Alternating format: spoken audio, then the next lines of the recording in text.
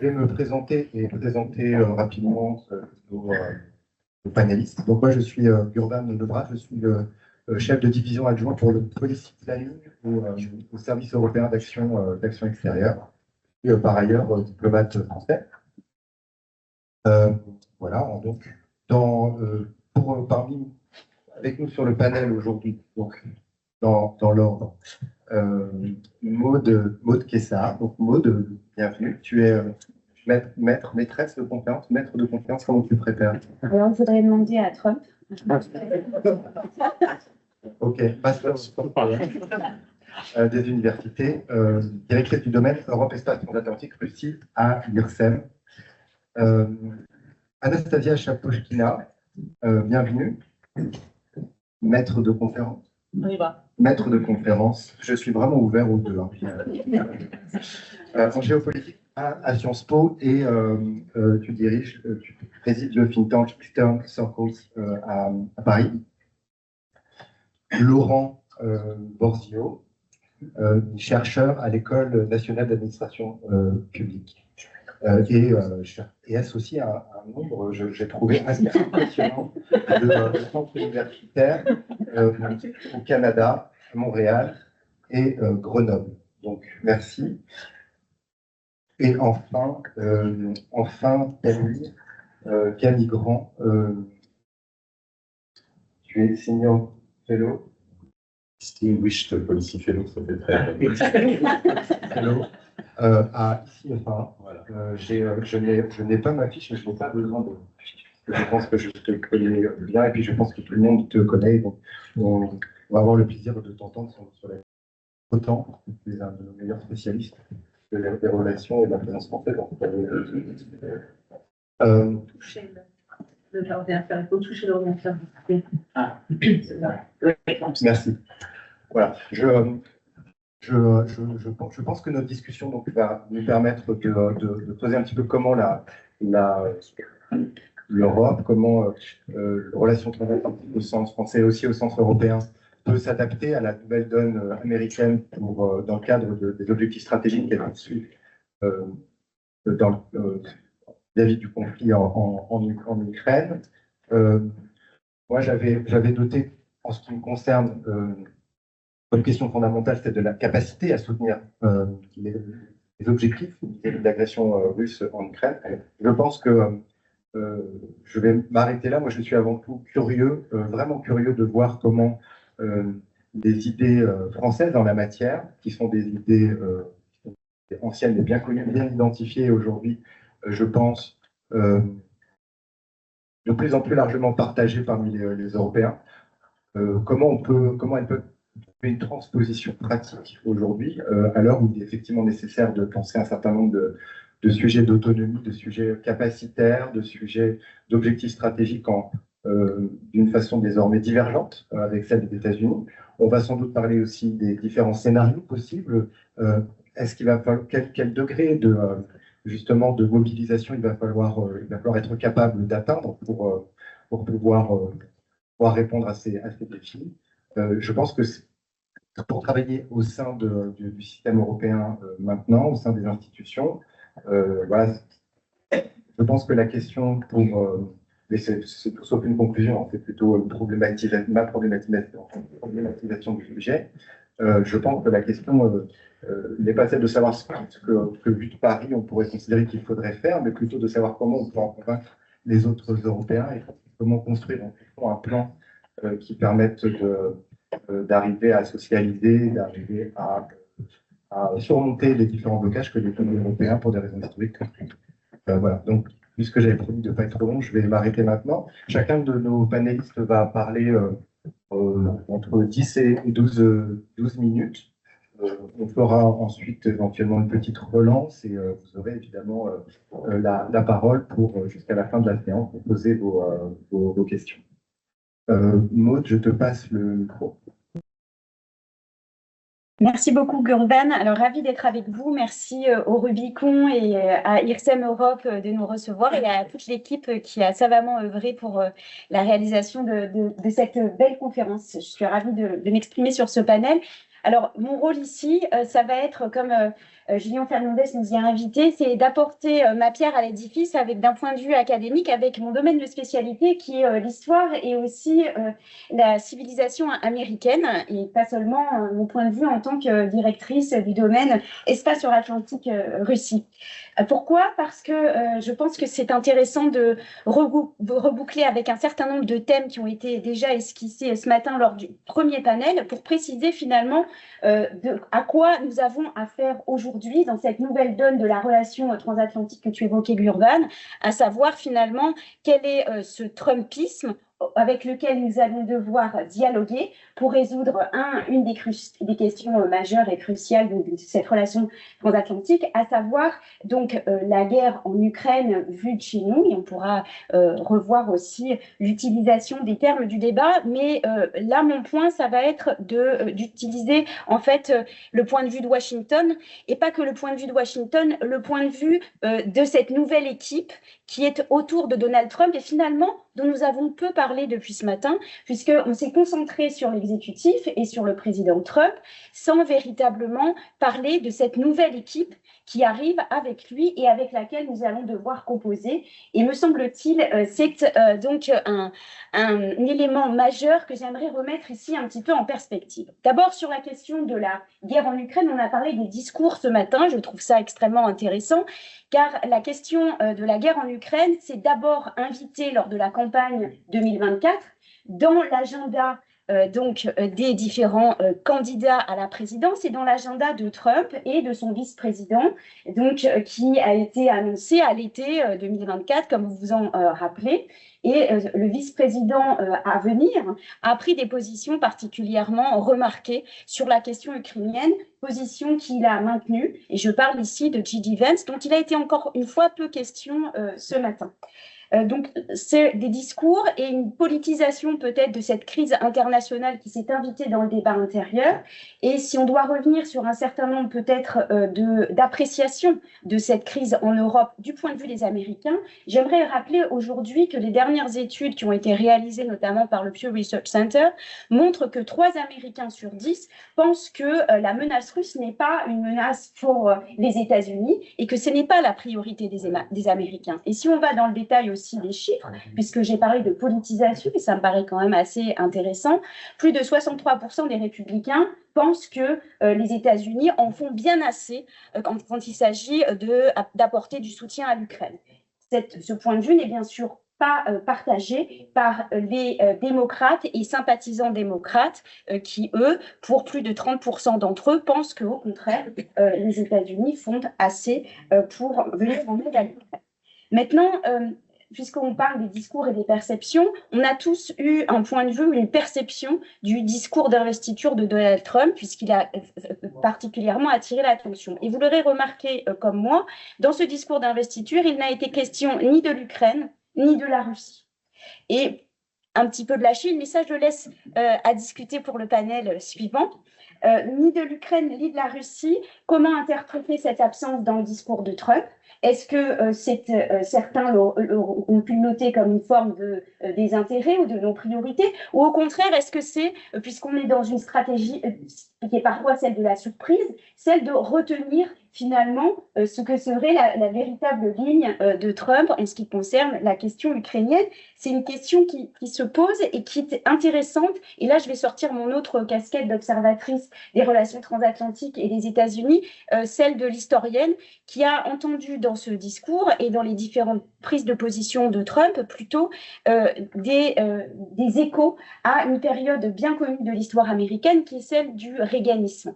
Alors non pas que Trump et Reagan soient en accord en tout point, mais tous les deux, ils ont quand même déjà ce point commun que Trump adore Reagan pour plusieurs raisons et sans doute pour une raison majeure qui n'est pas proche du dossier ukrainien, mais qui tient à la communication stratégique ou pas stratégique que Reagan pouvait avoir, à la fois auprès de la population américaine, mais aussi auprès des autres des pays étrangers, alliés pour Reagan, qui était quand même très investi, qui a été très investi donc, dans ce qu'ils appellent la résolution ou la victoire de la guerre froide. Et toute cette histoire et ce contexte est extrêmement important pour comprendre ce qu'on a essayé d'esquisser aussi ce matin, à savoir le mindset, la carte mentale des dirigeants américains et de Trump en particulier. Trump, il n'y a pas que Biden qui avait un certain âge et qui raisonnait un peu comme au temps de la guerre froide contre l'Union soviétique. Trump aussi a ça en tête, même si son compétiteur stratégique majeur, c'est la Chine et pas la Russie. Mais toutefois, il y a quand même cette résonance importante. Donc, l'ambition pour Trump, ici, c'est de pouvoir aussi remporter. Bon, je n'utiliserai pas le terme de nouvelle guerre froide, même si mes collègues américains se plaisent à l'employer. On est en Europe et je serai très prudente sur cette utilisation. Toutefois, cette compétition avec la Chine, Trump veut la remporter et ça, c'est à la priorité de son agenda. Et donc, toute manifestation maximaliste de la puissance sera donc dans cette perspective, dans cet objectif. Donc, je pense que c'est des caractéristiques vraiment à garder à l'esprit. Et puis, si je devais encore un petit peu tirer le fil en parlant finalement de l'arrivée de Reagan et d'une révolution conservatrice, certes, Trump n'arrive pas avec des conservateurs, des néoconservateurs, mais des MAGA. Et la révolution qui est à l'œuvre aux États-Unis aujourd'hui, c'est une révolution politique et une révolution des nationalistes qui bouleverse l'appareil d'État, le processus décisionnel et aussi l'ensemble des acteurs avec lesquels on va devoir, donc, comme je le disais en préambule, discuter et converser. Et ce qui est assez intéressant, c'est que cette révolution nationaliste qui est à l'œuvre se manifeste certainement par des purges au sein de l'appareil d'État qui sont pas à venir ou annoncées, mais actuellement à l'œuvre dans certains ministères qui nous intéressent particulièrement, le département d'État, mais aussi tout l'appareil de renseignement américain, et puis le Pentagone qui n'est pas épargné par donc cette ligne qui est menée par donc le nouveau responsable du Pentagone, Exef, et puis également Marco Rubio, qui a pris un certain nombre de positions intéressantes qui nous interpellent concernant le dossier en Ukraine, le premier dossier étant celui de l'assistance économique et humanitaire en particulier, qui est donc un grand moyen mis en œuvre par les États-Unis pour être présents dans les conflits. Et cette aide économique et humanitaire, elle passe par les agences paragouvernementales et notamment par USAID,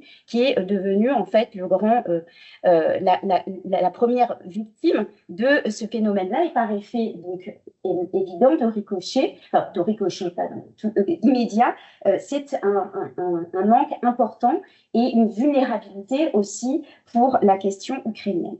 Tout cela, pour moi, n'est pas un manque de cohérence, mais au contraire, ça se fait dans un agenda assez clair, qui est celui d'essayer de rationaliser l'appareil d'État, même si on peut penser, ou on peut croire on peut penser que Trump n'est pas toujours rationnel dans ses prises de décision. Moi, je pense qu'il y a plutôt de la madman theory derrière tout ça, et qu'ici, il y a une ligne assez claire. Et si on écoute aussi sa nouvelle équipe, toutes les nouvelles décisions, même si elles datent d'il y a 10 jours ou qu'elles étaient inscrites dans un certain nombre d'annonces, s'inscrivent dans cette idée qu'il faut essayer d'être efficace, donc de lutter, et ça c'est aussi, ça fait partie aussi des grands récits trumpistes contre la corruption. Et donc c'est un discours qui peut s'entendre auprès de certains responsables politiques au Congrès. Il me reste environ 1 minute et demie, allez, on va dire 2, parce que comme ça, je laisserai suffisamment de temps à mes copanélistes. Si Trump aussi a retenu peut-être une leçon de Reagan, qui passe d'abord par les mots, puisque dans les deux cas, ce sont des grands communicants qu'on peut plus ou moins critiquer. Le slogan de Trump, c'est la paix par la force. Donc ça, on l'a bien compris. C'est cette vision maximaliste de la puissance, mais qui, pour l'instant, a pour objectif de se concentrer non pas sur l'espace sur l'Europe, mais sur sa sphère d'influence à lui. Et ça, on en a déjà parlé aussi ce matin, on a parlé des Amériques. Notre collègue tout à l'heure évoquait le fait que Trump se concentre aussi sur l'Amérique latine. C'est là qu'il y a des intérêts pour les États-Unis. Je dirais au sud des États-Unis comme au nord, et les Européens ne peuvent pas ignorer cette réalité des préoccupations américaines, qu'elles soient gouvernementales ou qu'elles soient au sein de l'opinion publique américaine. Si on n'a pas ça dans notre carte mentale à nous, eh bien on ne pourra pas véritablement avoir des points de discussion. Alors, on a beaucoup parlé de Reagan, on a aussi parlé de Jimmy Carter, malheureusement, au début de cette année, à un moment finalement où effectivement le paradigme de la politique étrangère américaine semblait basculer. Donc, c'était un moment important. Mais moi, finalement, je terminerai pour ouvrir la discussion sur la possibilité des négociations et peut-être des effets de manche ou des autres interlocuteurs qu'on pourrait actionner dans cette discussion difficile. Il y a un autre président qu'on aurait à l'esprit, c'est Nixon, non pas parce qu'on pensait que c'était un madman president, mais aussi parce que Nixon, qui connaissait très très bien la politique étrangère, a, vous vous rappelez, voulu jouer dans une période qui était celle de la guerre froide, le China Card, la carte Chine. C'est une carte importante à jouer dans ce jeu-là. Donc finalement, je lancerai un certain nombre de teasers, mais il y a un point qui me paraît aussi très important, c'est ne pas sous-estimer l'ensemble des courants nationalistes qui sont autour de Trump, qui sont majoritairement représentés par son vice-président J.D. Vance, mais pas seulement. Il y a beaucoup de guerres intestines à l'œuvre au sein de ces courants politiques, et ces courants politiques nationalistes blancs aux États-Unis qui ont permis l'élection de Trump sont très organisés en réseau politique, en réseau d'influence sur les réseaux numériques, sur 4chan, sur Telegram, pas que sur Truth Social, et pour suivre leur idée et leur représentation de l'Europe et du conflit en Ukraine, il suffit d'aller regarder parfois ce qui se passe sur les réseaux numériques. Donc ne pas oublier que toute cette question et ce conflit se joue certes dans les dialogues diplomatiques avec ceux qui restent, mais il se joue aussi avec les opinions publiques et sur les réseaux numériques. Et ça, Trump l'a bien à l'esprit, et l'ensemble des barons de la tech qui l'accompagnent l'ont aussi particulièrement à l'esprit. J'ouvre ici le débat et je laisse la parole aux perceptions ukrainiennes de cette nouvelle relation qui s'installe. J'ai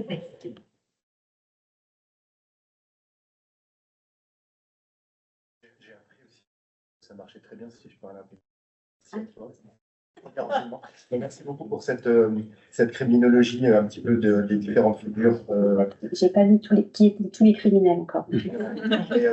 Qui permet, enfin, je note en particulier cette piste, cet assujettissement du sujet au fond de la question ukrainienne de la Russie à plein d'autres sujets qui sont beaucoup plus prioritaires, de politique étrangère, d'organisation et de l'influence dans le camp MAGA, et évidemment des priorités que l'Amérique est en train de redéfinir sur la politique étrangère. Et c'est ma transition vers Anastasia, puisque justement en termes d'assujettissement d'un sujet différent, plutôt de la façon dont nous voyons le conflit ukrainien à des considérations liées à des politiques différentes, je pense qu'il y a un aspect sur lequel je crois que tu vas intervenir, qui est la dimension énergétique. Elle nous intéresse doublement, pas tant que ça, peut-être pas. D'accord, donc je laisse la parole pour essayer de Merci. C'était la fois de réponse. Donc là, justement, Maud a commencé à nous présenter le vue de Washington. Moi, je rebondirai sur le vue de Kiev sur Washington. Et moi, je suis absolument d'accord avec ce que tu viens de dire, c'est que, notamment, c'était vraiment dans mon ouverture, c'est que l'Ukraine est très bas sur la liste des priorités de Trump. La Russie est très bas sur la liste des priorités de Trump parce qu'ils sont très bas sur la liste des priorités de son électorat. Mais, mauvaise nouvelle, c'est que l'Europe est aussi très bas sur la liste des priorités de Trump pour la même raison. Et s'inscrit dans la même conjoncture géopolitique. Illustration, moi je prendrai une illustration sur l'Europe qui vient d'ici même, de l'IRSEM. À l'ouverture de l'IRSEM, il y a plus ou moins un an, il y avait quelqu'un de German Marshall Fund qui était ici et qui partageait un témoignage super intéressant de Johns Hopkins School of Foreign Service, SAIS, où il a dit, déjà évidemment, donc la partie de la bibliothèque de SAIS dédiée à l'Europe était fermée. SAIS a décidé de le fermer. C'est une des 6 écoles, meilleures écoles des affaires étrangères, parce que il n'y avait plus d'intérêt par les étudiants pour les affaires européennes. Et qu'est-ce qu'ils ont fait donc, ayant fermé cette partie de leur bibliothèque? Ils ont élargi, en revanche, la partie de leur bibliothèque dédiée à la Chine, ce qui rejoint complètement Tempo. C'est juste une illustration comme comment les USA sont loin de l'Europe. Et quand je dis l'Europe, pour moi, ça comprend l'Ukraine aussi. Donc, ils sont loin de l'Ukraine parce qu'ils sont loin de l'Europe. Et il y a dans l'esprit et dans leur compréhension. Ça comprend Donald Trump, ça comprend son entourage.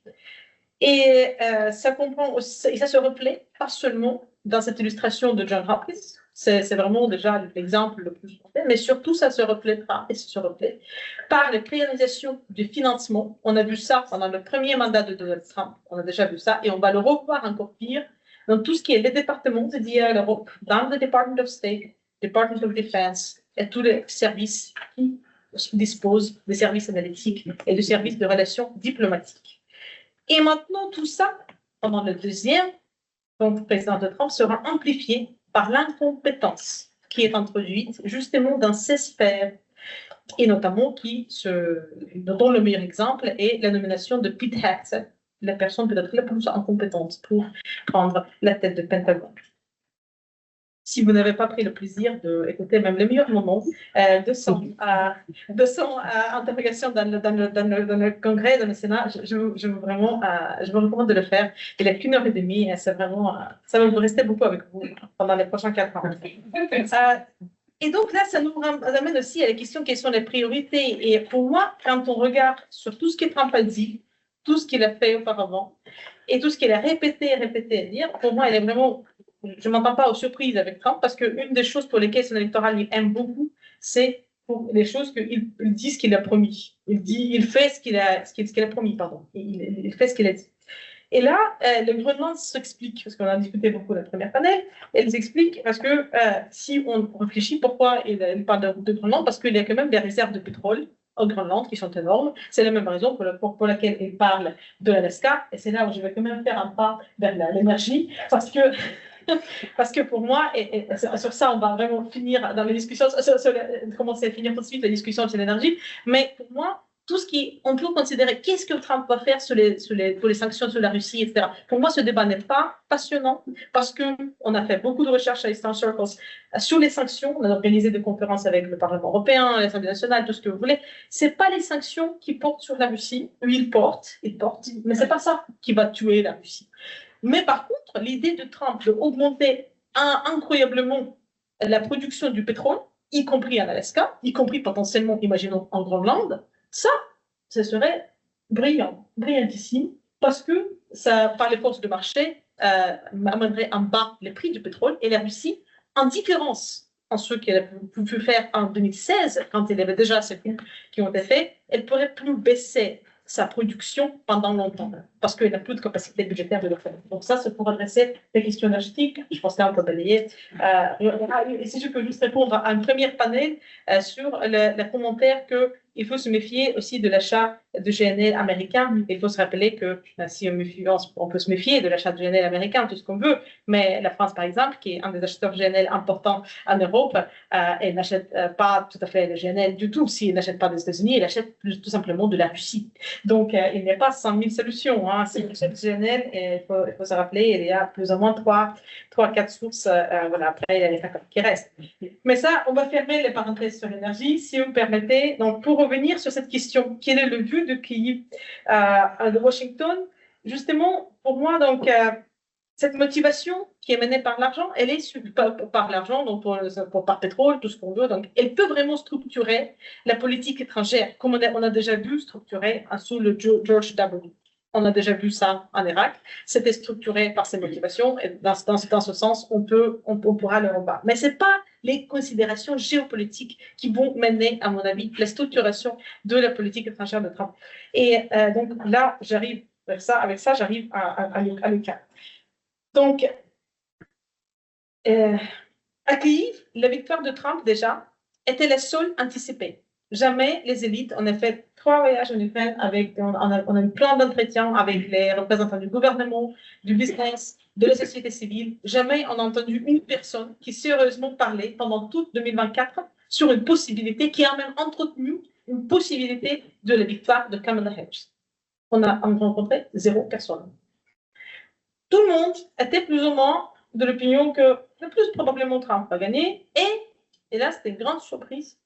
Heureusement, on se prépare pour ça. Et on espère qu'il va gagner. Parce que, et ça, c'est quand même une opinion très prévalente, qui existe et qui est très amère. On espère qu'il va gagner parce qu'on en est marre de death by a thousand cuts par Joe Biden et par la politique européenne de nourrir par la petite cuillère de l'aide militaire qui permet justement à prolonger le conflit et qui espère que l'Ukraine va se épuiser avant que la Russie ne perde. Et donc, là, ils savent qu'avec Donald Trump, ils ne savent pas ce qu'il veut dire. Ils veulent tout couper d'un coup, tout couper plus ou moins plus tard, ou augmenter l'aide, mais au moins, ils espèrent d'avoir une action décisive. Ça, c'est l'espérance. Je ne parle pas de la réalité, là, je parle des espérances. Donc, de vue de ces développements par Kyiv, c'est vraiment quelque chose, un sentiment très, très prévalent. La deuxième chose, c'est que donc, ces décisionnaires donc, en Ukraine, donc dans les cercles, encore une fois, politiques et business notamment, ils ont notre crainte. Bien sûr, dans les situations militaires désespérantes aujourd'hui, dans les situations où il n'est pas seulement un manque de personnes, mais aussi un gros sous-équipement.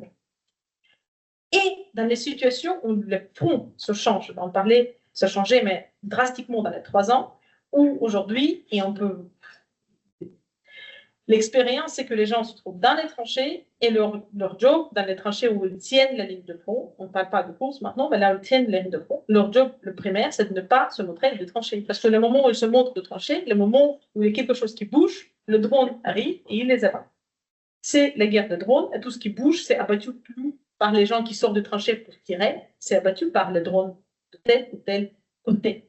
Donc, c'est extrêmement, la situation donc, sur le front, elle est extrêmement différente de ce qu'elle était il y a 3 ans. Et les gens qui sont dans les tranchées, ils sont extrêmement sous-équipés. Donc, ils doivent rationner toujours leur abus de l'artillerie, ils doivent rationner leurs mines.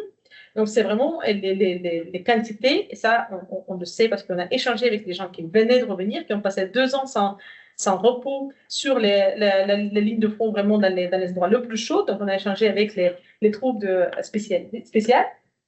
Aussi, ils ont nous parlé de ratio de mines par personne, de 3 mines par jour. Je vous rappelle, les dernières semaines, plus ou moins, les ratios moyennes de frappe de la Russie sur l'Ukraine, c'est 90 missiles balistiques, y compris balistiques, par jour. C'est 504 par jour. Et c'est des centaines de drones par jour, y compris les drones de cofabrication russe-iranienne, qui peuvent être fabriqués en Iran aujourd'hui ou en Russie. Okay? Donc, dans ces conditions difficiles militaires, ce que les gens ont partagé avec nous, ce dont ils ont peur, c'est pas tant d'écroulement de la ligne de front, dont ils ont aussi peur, bien sûr, mais ils ont encore plus peur d'écroulement de l'arrière. C'est qu'en Europe, ça se dissout complètement parce que l'extrême droite va gagner dans un pays après l'autre ce qu'ils sont en train de faire. Et qu'il n'y aura plus de l'allié. Dans les conditions, quand ils comprennent très bien, le Trump peut justement s'effacer ou arrêter d'un coup l'aide militaire. Donc, il sent bien. La réponse qu'il donne, c'est donc, ce qu'ils peuvent faire, donc, dans le sens que sur les circonstances, si on pense philosophiquement, sur lesquelles ils peuvent influencer, c'est l'augmentation de leur BITD ukrainien. Aujourd'hui, par exemple, pour vous donner un exemple, KNDS, elle peut fabriquer, donc en 2024, ils ont donné un chiffre, on peut fabriquer 6 Césars par mois. C'était le chiffre qu'ils ont donné en 2024. Je pense que ça reste plus ou moins autour de 6 Césars par mois aujourd'hui. Aujourd'hui, l'équivalent de César, qui est plus simple, moins cher, donc en Ukraine, Borda, les capacités de fabrication, c'est 35 par mois. L'Ukraine a commencé la fabrication de ces missiles, mais ce qui a changé la guerre, et ce que je veux venir justement sur le 3e point, les garanties de sécurité, un autre point évoqué lors du premier panel, qu'il faut les garanties de sécurité. Je veux souligner qu'il y a 28 garanties de sécurité qui ont été signées lors de 2024 avec l'Ukraine, y compris par presque tout État européen. Ma question, c'est qu'est-ce que signifient ces garanties de sécurité? Tout simplement. Dans les conditions, on a découvert que l'Europe n'est pas au point d'avoir la capacité de production suffisante pour faire face à la guerre de grande échelle, moderne et conventionnelle, tout ce qu'on peut rêver sur la détérioration, de nuclear deterrence, dissuasion, merci beaucoup, dissuasion nucléaire, tout ce qu'on peut rêver de la dissuasion nucléaire, on peut en rêver, mais la guerre reste aujourd'hui conventionnelle, de grande échelle, et l'Europe s'est démontré absolument incapable de faire face à cette capacité de production, donc quantitativement, mais qualitativement, l'Europe est complètement à côté de la plaque. Parce que, avant l'invasion totale de l'Ukraine, 80% de toutes les casualties, de tous les morts, les blessés sur la ligne de front, dans les guerres comme ça, seront faits par l'artillerie.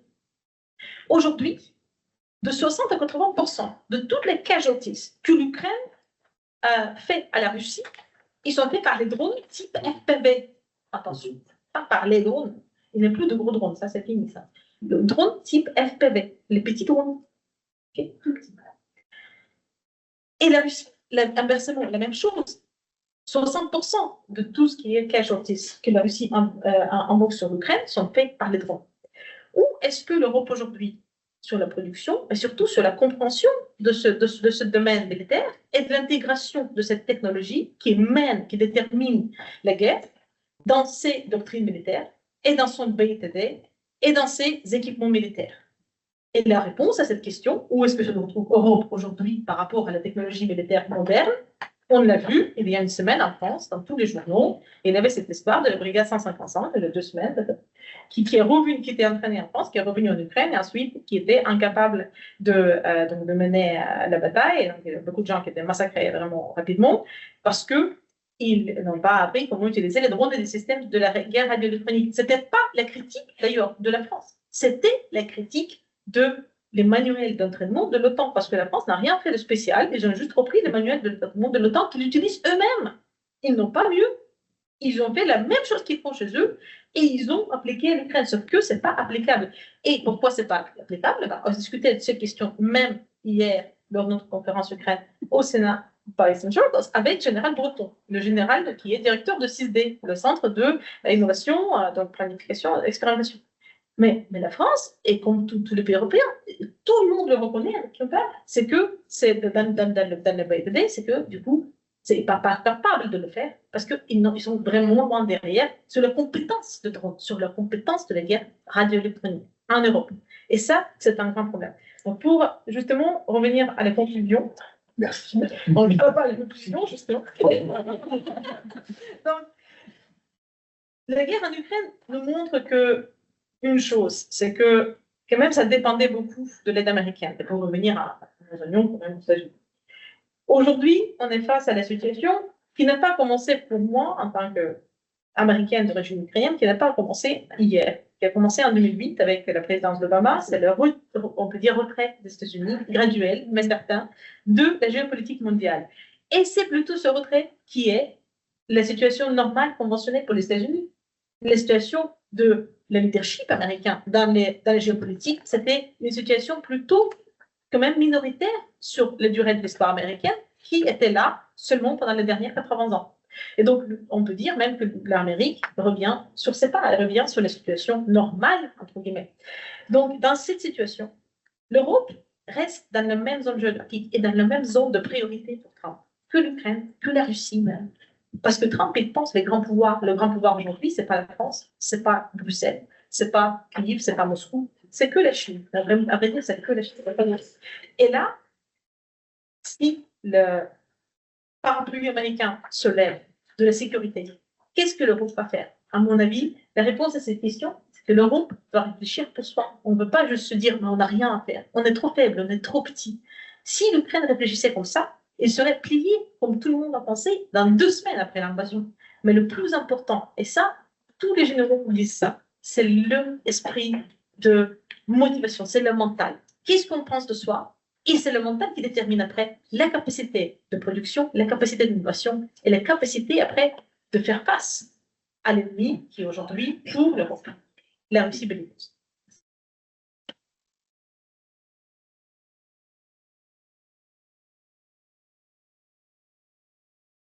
Perspective ukrainienne. Nous avons un deuxième micro, parfait. Donc, Laurent, la parole. Il marche? Oui, non? Est-ce qu'il marche? Et là, Ah, oui.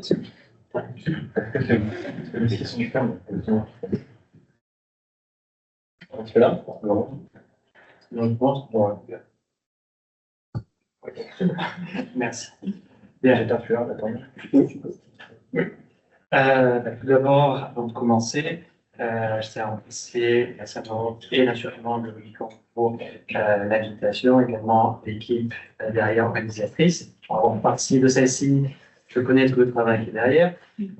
Donc moi, mon intervention portera plus sur l'impact de la guerre russo-ukrainienne sur les orientations stratégiques nationales au sein de l'Alliance, avec le cas plus particulier de la France, où d'une certaine manière, on pourrait parler de la manière dont j'ai intitulé cette communication, vers un exorcisme de l'image de l'allié réticent au sein de l'Alliance, puisque c'est un spectre traîné au pied depuis un moment.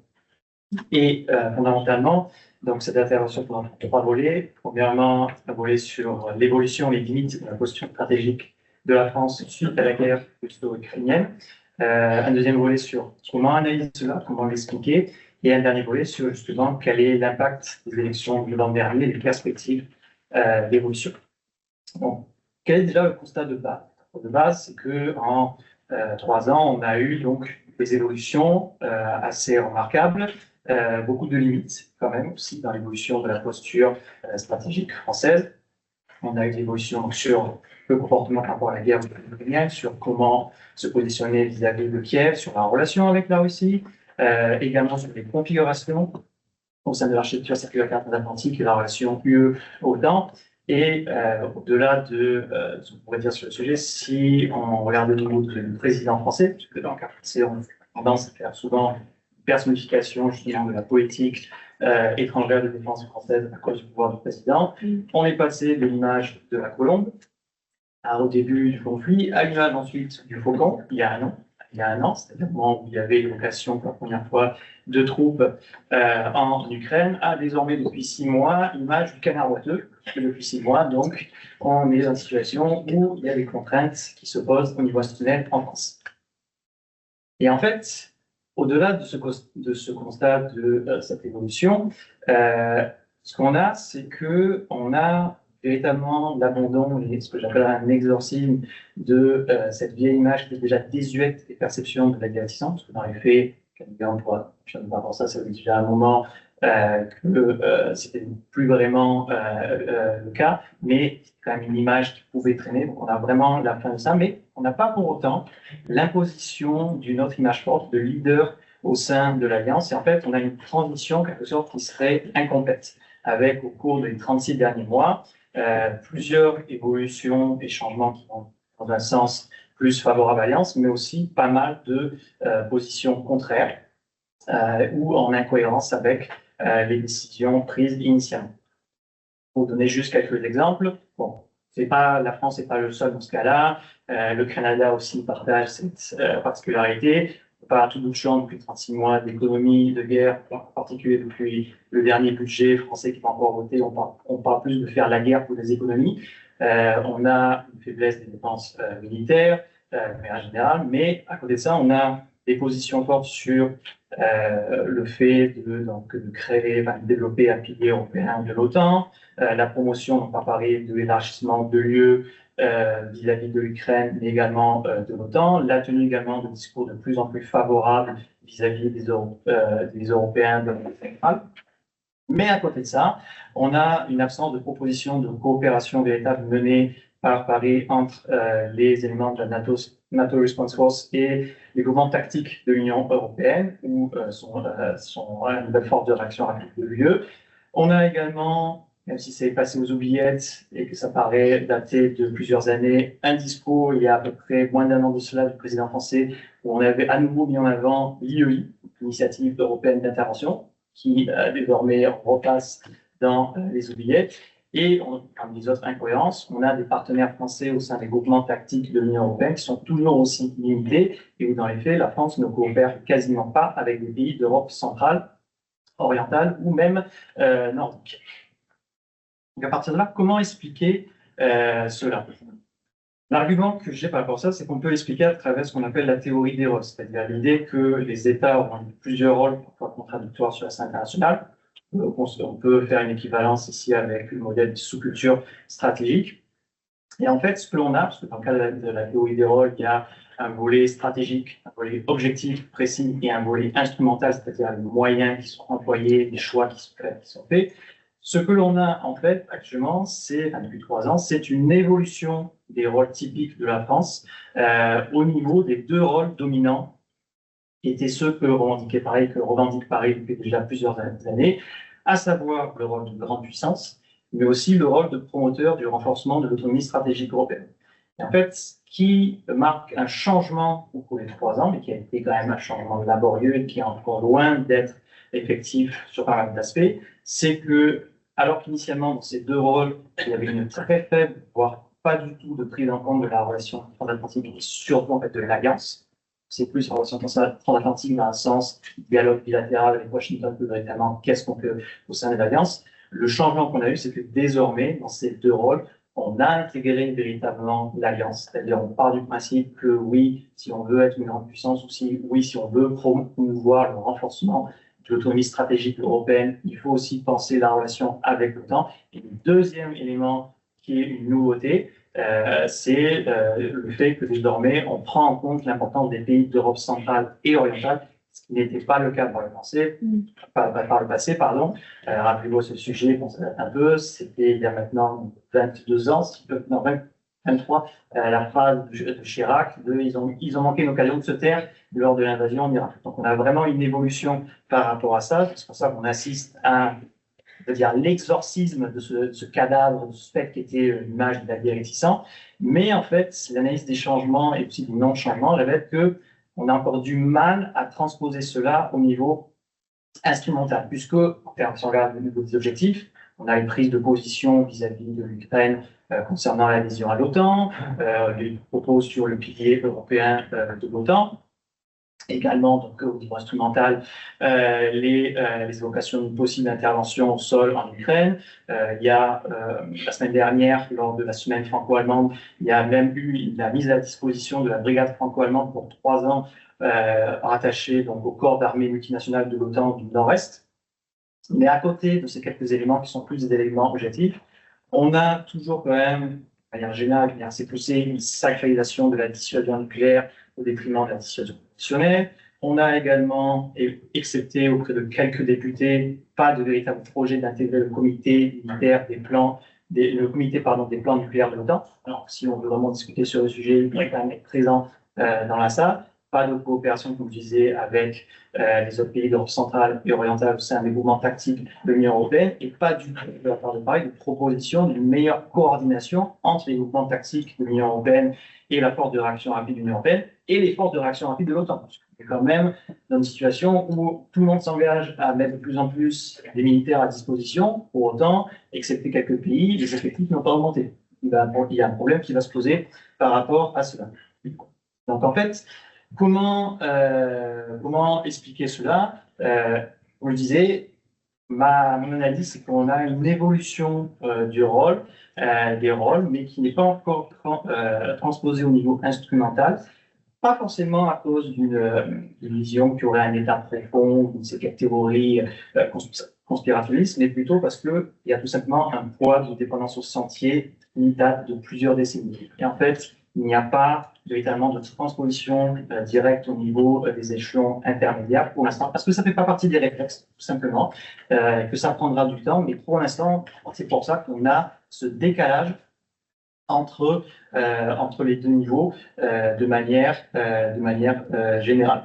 Néanmoins, on a un changement quand même qui est bien présent au sein des élites françaises, même si c'est plus limité au niveau de la classe politique. Mais même au niveau de la classe politique, en 3 ans, on a eu pas mal d'évolutions, y compris sur des partis qui étaient traditionnellement plutôt méfiants vis-à-vis de l'OTAN. Donc on a quand même une évolution assez notable par rapport à ça. On a même la création d'une nouvelle, parce que la France est un des rares pays à ne pas avoir d'association pour la communauté euro-atlantique. On a donc une nouvelle association en France pour c'est pas son titre, donc je ne veux pas accuser, mais pour justement promouvoir la communauté euro-atlantique en général. Mais le problème, fondamentalement, c'est que entre-temps, on est passé avec les élections de juillet, et en fait, les élections de juillet ont créé un frein.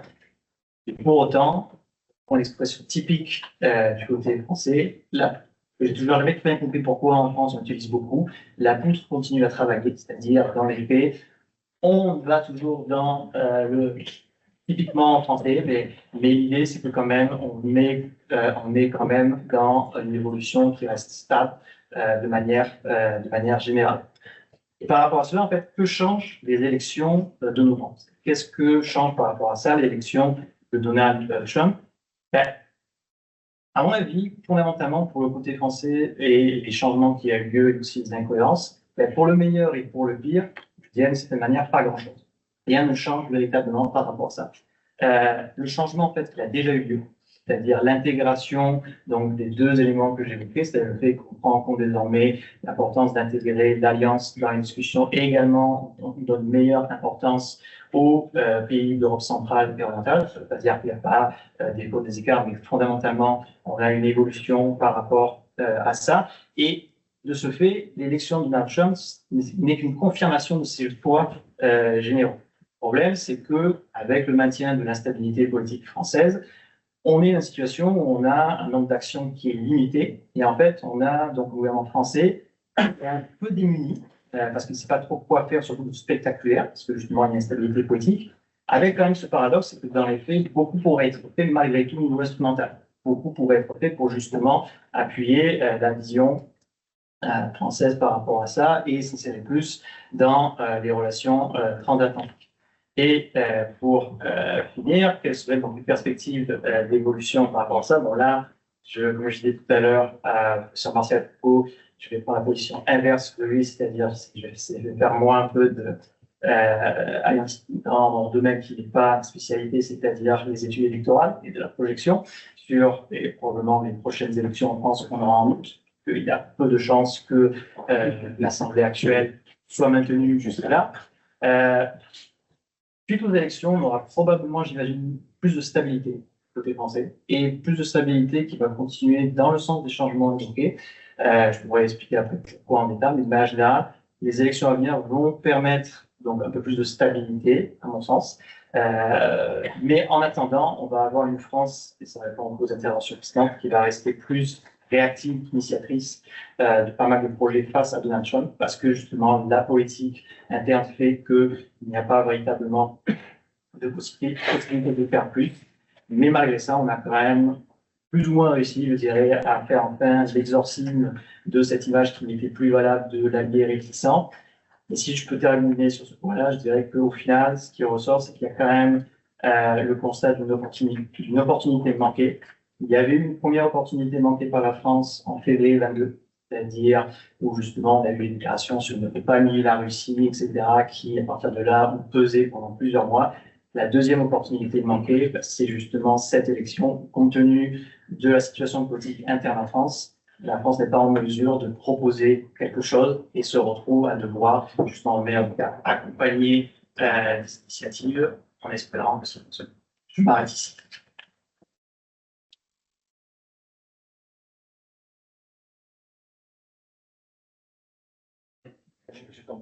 Merci beaucoup, Gavin. Merci au Rubicon, merci à l'IRSEM de cette invitation et je trouve de porter une conversation qui est importante en général et en français en particulier.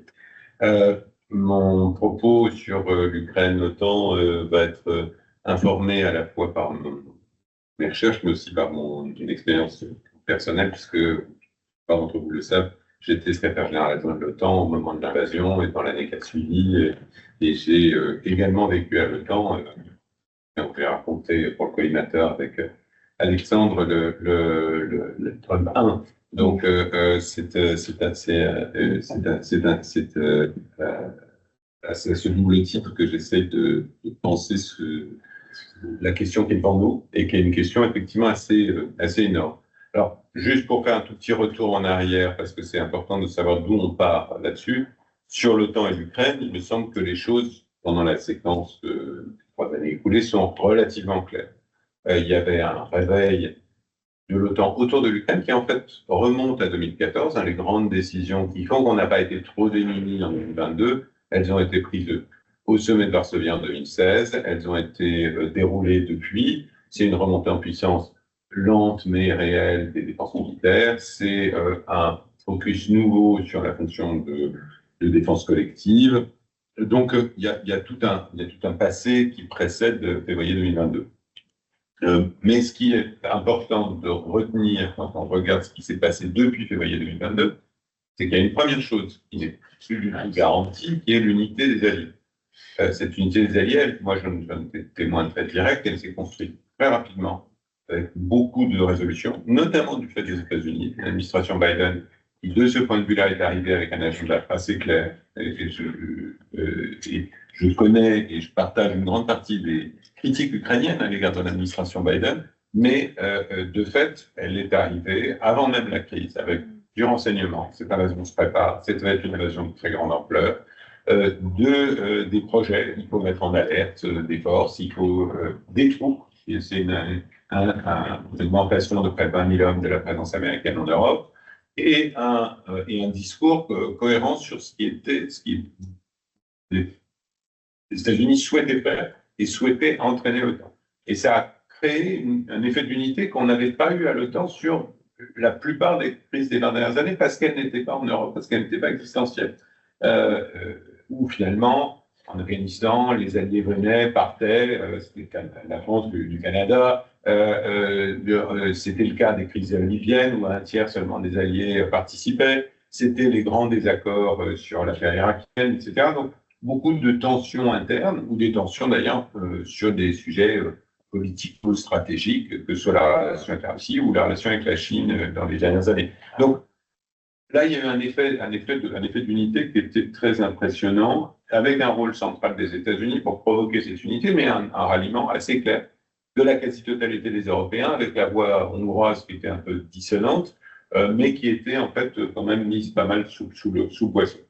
Cette unité s'est faite autour de 3 piliers, qui, d'une certaine manière, demeurent jusqu'à aujourd'hui, qui expliquent une partie de la frustration des Ukrainiens, mais qui sont les piliers on va voir de mon intervention, si ces piliers vont survivre à la nouvelle ère. Premier pilier, première priorité, pas du tout l'Ukraine, mais la défense du territoire de l'OTAN et de l'Alliance, c'est-à-dire dissuasion et défense pour protéger le territoire, etc. Donc, déploiement sur le plan oriental, renforcement des rôles et responsabilités de SACEUR. C'était très impressionnant de voir dans quelle mesure, par rapport au manuel de crise de l'OTAN, SACEUR a obtenu en l'espace d'une journée des pouvoirs qui ne lui auraient été probablement pas donnés au terme de 6 mois de négociations en temps normal. Donc, les choses ont été extrêmement rapides et ça a vraiment changé et basculé la posture sur une posture de défense collective centrée sur le plan oriental et avec un vrai basculement de ce point de vue-là dans les domaines essentiellement terrestres, mais également aériens, maritimes, qui était une nouveauté profonde. Évidemment, nouveauté facilitée par le fait que l'OTAN venait de tourner la page des grandes interventions extérieures avec la difficile de l'opération en Afghanistan, qui avait libéré à la fois des moyens et de la bande passante d'intellectuels. Deuxième priorité, toujours pas l'Ukraine, éviter l'escalade avec la Russie. Donc là, une chose très libérée, mais maintenant aussi beaucoup de Washington, consistant à dire, ça n'est pas notre guerre, ce n'est pas l'OTAN qui est en guerre, ne cédons pas au narratif russe d'une guerre entre l'OTAN et la Russie.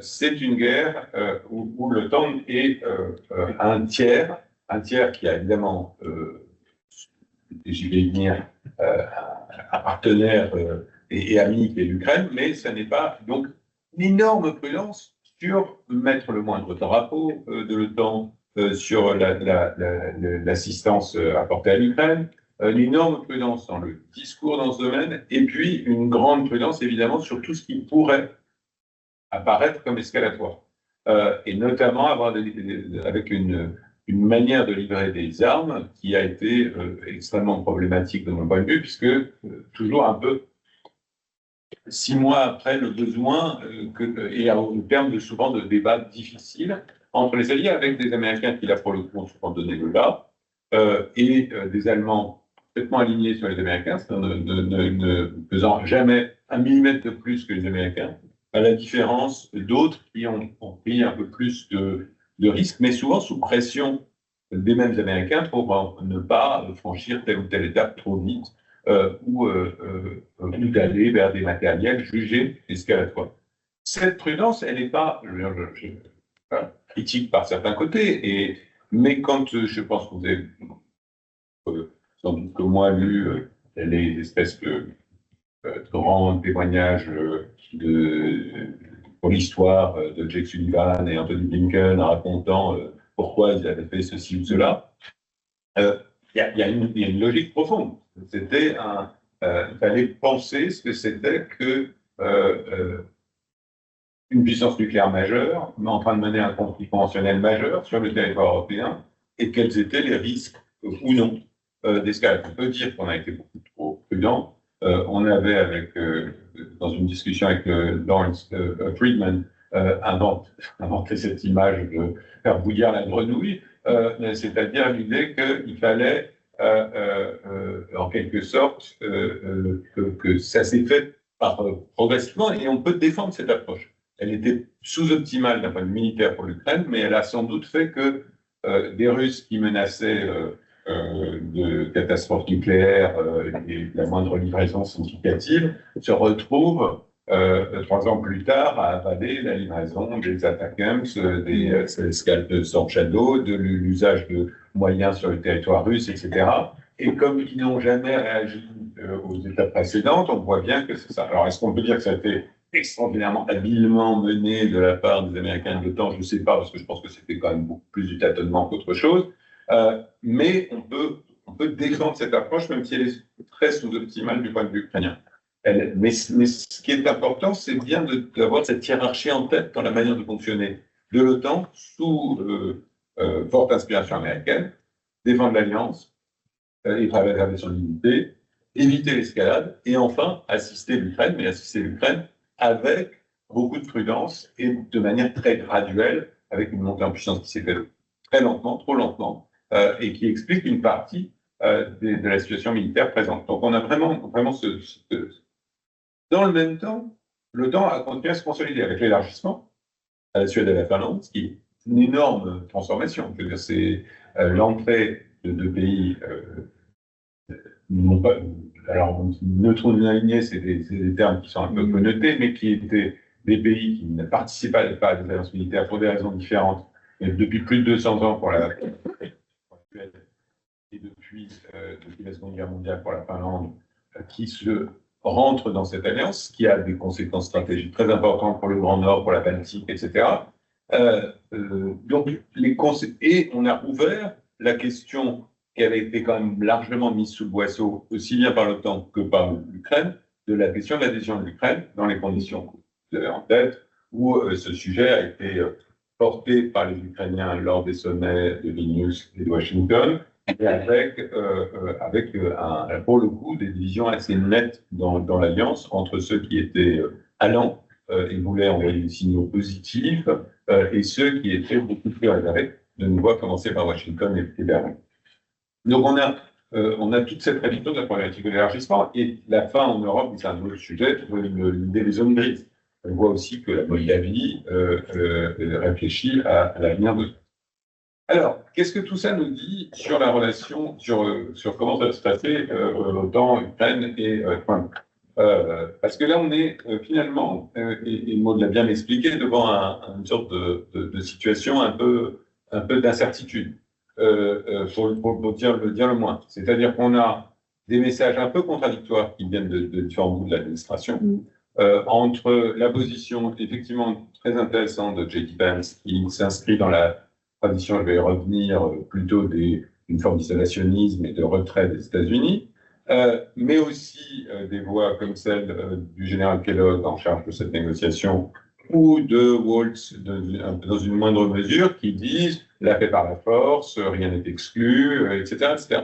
Et un Trump qui a envoyé, si on est gentil, qui a soufflé le chaud et le froid, et qui, si on est moins gentil, semble pas très au clair sur ce qu'il veut faire. Il annonçait pendant la campagne qu'il ferait la paix en une journée, qui maintenant dit que ce sera en 6 mois, dont il est difficile de prédire ce qu'il va rechercher, j'y viens dans un instant. Alors, tout ça s'explique par la transformation de profondeur qui a été bien décrite par Maud du Parti républicain. À ECFR, on a fait toute une étude sur les tribus républicaines qui met les républicains en 3 groupes. Les suprémacistes qui sont dans la tradition américaine de la domination des affaires mondiales et qui disent on peut être à la fois leader en Indo-Pacifique, en Europe, c'est le rôle de l'Amérique de stabiliser les affaires du monde, etc. Cette tradition qui est en perte de vitesse, on le voit dans les nouveaux élus au Congrès, mais qui reste dans l'ADN du Parti républicain, y compris de certains nouveaux membres de l'administration. Si on regarde le passé au Congrès de quelqu'un comme Rubio, il est dans cette tradition. Est-ce qu'il va s'y inscrire dans la durée? On verra bien. Deuxième groupe, le groupe que mes collègues avaient appelé prioritizer, donc les prioriseurs, je ne sais pas comment le dirait en français, qui choisissent la priorité accordée à la Chine. Et donc dans ce cas-là, l'Ukraine est une distraction. L'Europe est un problème d'alliés qui ne dépensent pas assez, donc oblige à mobiliser des ressources américaines pour être mieux utilisées ailleurs. Le vrai sujet, c'est la compétition stratégique avec la Chine, d'ailleurs déjà reconnue par l'administration Biden comme ce qu'ils appellent Pacing Challenge, donc le défi structurant. Et cette situation-là est, à mon avis, sans doute la tendance dans les équipes est dominante. Est-ce qu'elle est dominante dans la tête de Trump? Et là-dessus, une personne comme Elbridge Colby, par exemple, qui est le Undersecretary for Policy du Pentagone, est très intéressante parce qu'il a écrit des livres sur ce sujet. Et il est extrêmement explicite sur ce point que tout ce qui n'est pas la Chine est une distraction pour les États-Unis. Enfin, la tradition plus isolationniste, les partisans de la retenue, les restrainers, qui, eux, sont typiquement intelligence, mais aussi d'autres voix plus politiques que dans l'entourage de Trump, qui disent au fond les États-Unis de se concentrer sur les problèmes intra-américains, et à ce titre, l'Ukraine est non seulement une distraction, mais une perte de ressources absolument inutile, au fond, et je crois qu'on ne comprend pas ça, pour avoir rencontré pas mal de ces gens, si on ne comprend pas l'expérience des 20 ans de guerre américaine. C'est-à-dire que, y compris pour quelqu'un comme Access, avec toutes ses limites intellectuelles, il est quelqu'un qui a parfaitement intégré et compris le fait que cette expérience, et c'est la même chose pour Tulsi Gabbard, c'est la même chose d'une certaine manière pour J.D. Vance, c'est-à-dire l'expérience de ces guerres dites sans fin, qui n'ont pas produit de résultats, a assez profondément traumatisé et la société américaine et une partie de ses élites qui sont paradoxalement issues du monde militaire. Donc, une part d'entre elles, en tout cas, ont une expérience militaire dans ces conflits qui les amène à penser qu'il faut se concentrer sur les affaires américaines, éventuellement de l'hémisphère occidental, c'est un sujet intéressant, mais pas se distraire dans ces grands conflits que les États-Unis n'ont plus les moyens de souffrir. Alors, à quoi ça nous amène en termes d'hypothèse pour l'Ukraine? L'hypothèse de la paix dans 6 heures ou 6 mois reste très fortement contingente de ce que dira Vladimir Poutine de tout ça, parce qu'on oublie toujours qu'il y a aussi, et ça c'est une des faiblesses de Trump, me semble-t-il, c'est qu'il part du principe qu'il pourra imposer ses volontés, sa vision du monde à ses adversaires comme aux partenaires sans trop de difficultés. La menace qu'il a d'ailleurs explicitée il y a quelques jours de dire la Russie s'est trouvée des sanctions terribles, pour les sanctions économiques américaines sur la Russie terribles, elles sont déjà là pour l'essentiel et c'était même pas avant un partenaire économique central. Donc la capacité à influencer par les sanctions économiques la Russie, elle est limitée.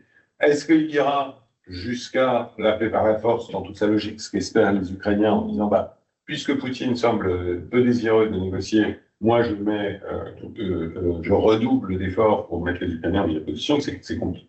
Mais il ne faut pas oublier qu'il est, son nouvel objectif, c'est d'avoir le prix Nobel de la paix. Donc, dans ces conditions, tout est possible.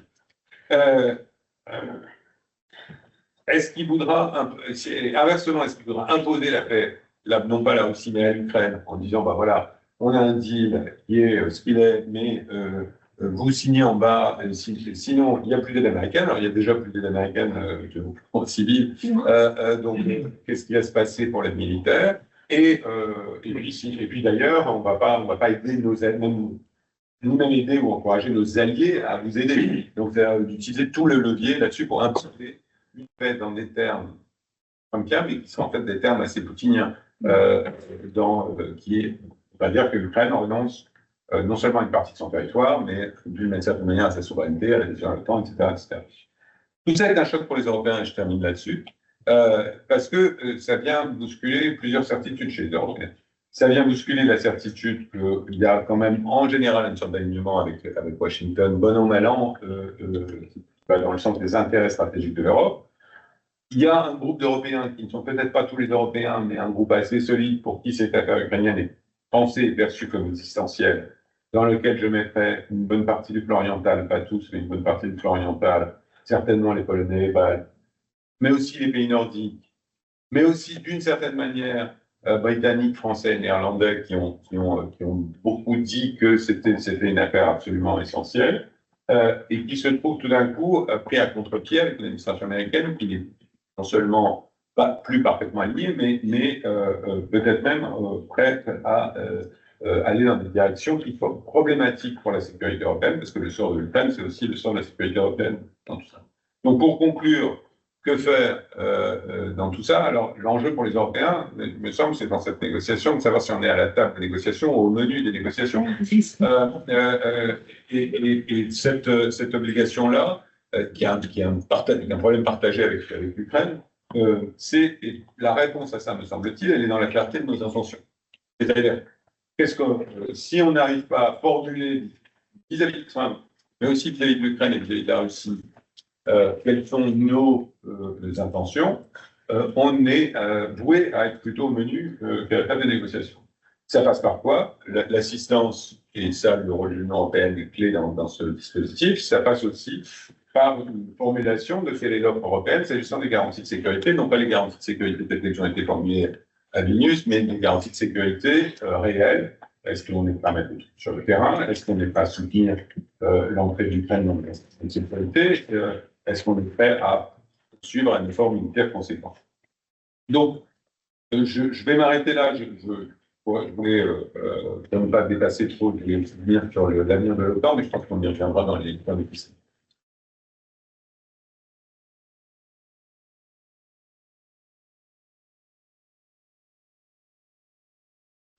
Merci beaucoup. Merci à tous nos panélistes. Alors, on est bien avancé effectivement dans notre session. Il nous reste un quart d'heure environ. Je pense que j'ai évidemment plein de questions moi pour chacun et chacune d'entre vous, mais je vais plutôt directement donner la parole à la salle. Je peux toujours compléter s'il y a, si jamais il y a un vide, mais j'ai pas l'impression qu'il y en aura. J'ai une question là-bas. Est-ce qu'on fait circuler un micro? Peut-être. Merci. Je pense qu'on va prendre plusieurs questions à la suite. Merci d'indiquer si vous avez en particulier parmi nos panélistes votre question. Merci beaucoup. J'ai peut-être deux questions rapides. La première est pour Anastasia. Romain Lequigneux, je suis le cofondateur d'Eurocréative, qui est un think tank français sur l'Europe centrale et orientale. J'aimerais poser la première question à Anastasia. Tu as mentionné surtout le fait que les Ukrainiens dans le cas présent s'attendaient à Trump. Ayant vécu en Europe centrale et orientale, je pense que c'est l'ensemble de la région qui s'y attendait. Et ça peut notamment prouver que les experts dans cette région sont moins pessimistes sur l'avenir de la relation transatlantique, sachant qu'il y a des problèmes, mais moins pessimistes et moins apeurés peut-être que certains experts d'Europe occidentale. Ma question elle est plus sur l'aspect politique. On parle beaucoup de la fin de la guerre. Mettons ça de côté. Pour avoir travaillé dans une fondation américaine, je sais qu'il y a un consensus aussi entre démocrates et républicains sur la tenue la plus rapide possible de nouvelles élections en Ukraine. Comment les parties prenantes en Ukraine, et notamment Zelensky et son entourage, réagissent à ça, puisqu'ils auront une pression maximale sur la tenue d'élections rapides et le plus démocratique possible. La deuxième question, elle est plutôt pour Laurent. Je pense que vous êtes un peu pessimiste sur la tenue d'élections en août. Je pense que notre classe politique est quand même suffisamment mature pour sauver la camp d'été. On est probablement très blanche. Mais en tout cas, ma question est plus sur les récentes déclarations de notre ministre de la Défense, héritier de l'héritage gaulo-mitterrandiste, si on arrive à le définir, qui s'est exprimé il y a une semaine, il me semble, et qui en fait, j'aimerais savoir un petit peu dans votre raisonnement, vous parlez du sentier, vous parlez aussi d'un tournant. Quand j'entends le Cornu parler, se déclarer, dire qu'on est contre finalement investir le moindre euro du citoyen français dans des achats extra-européens, je me demande si c'est le sentier ou je me demande si c'est plus une posture politique. Mais en tout cas, dans les deux cas, je pense que c'est l'élément le plus visible d'une incapacité de la France à penser stratégique et à penser long terme. Puisque acheter primordialement sur du court terme nous permettra finalement de convaincre nos alliés qu'on est sérieux sur l'autonomie stratégique et donc nous permettra d'être cette puissance européenne, ou en tout cas d'être au niveau du leadership européen sur l'autonomie stratégique. Je ne sais pas comment vous l'entendez. Merci. Béatrice, ici, vous avez un micro. Merci beaucoup. Une question pour Camille Grand. Nous avons parlé dans la séance avant, et je pense que tout est un peu lié là, de cette question. Pourquoi c'est un tabou au sein de l'OTAN de parler d'un pilier européen de l'OTAN? Parce que si les Européens pourraient utiliser les assets de l'OTAN sans que les États-Unis interviennent, pourquoi est-ce qu'il y a ce tabou? Et on a parlé du pilier de l'OTAN dans les années 90. Je ne sais pas ce qui s'est passé entre-temps, il y a 20 ans, 30 ans, où on n'a pas parlé. Quel est le problème? C'est le micro, ça? Non, merci, ça va, je me parle.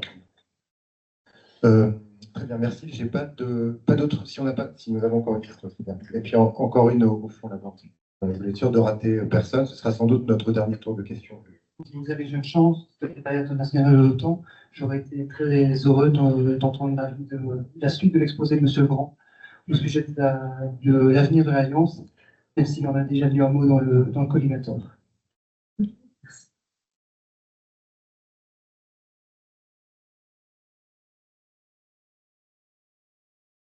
Beaucoup, vraie idée.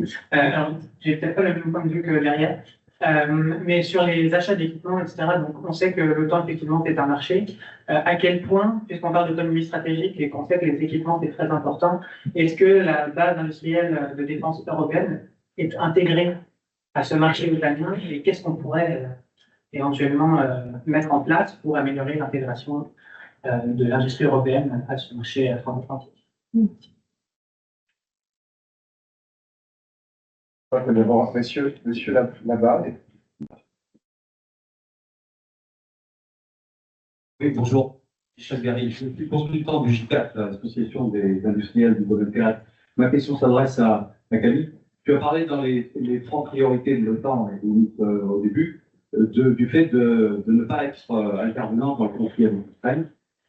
Quid du caractère opérationnel du commandement qui vient d'être créé à Wiesbaden à propos du soutien, d'assistance à l'Ukraine et de la formation. Et d'autre part, le fameux groupe de contact d'aide à l'Ukraine qui était jusqu'à présent, jusqu'à la dernière réunion d'ailleurs, qui s'est tenue il n'y a pas si longtemps, qui était dirigé par les États-Unis. On entend dire que l'OTAN aimerait bien prendre le lead de ce groupe de contact pour éviter que les décisions de Trump aboutissent à l'arrêt plus récent de l'aide à l'Ukraine.